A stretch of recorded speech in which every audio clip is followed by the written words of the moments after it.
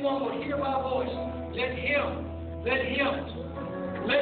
open the door. And Jesus said, I will come into him, and I will sup with him, and he with me. Now listen. A lot of times preachers would, and I don't care what they do, they use that verse to say Jesus is knocking at the door of the sinner's heart. And he is. But more accurately in context, that verse is talking about the church. You are the church. That verse is saying, I'm knocking at your heart's door, believer. I'm knocking at your heart's door, Christian. I'm knocking at your heart's door, church. Why? Because we, the church, the believer, we have shut him out. Shut him out. And this is a picture of Jesus standing and knocking at the door of the church, at the door of your heart, because you shut him out.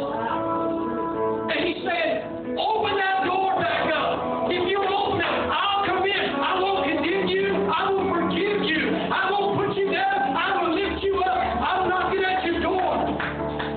Come on, he's knocking at some of y'all's doors. We want to sing this one more time. Too many people come to the altar and cry and we dare to go get slapped on.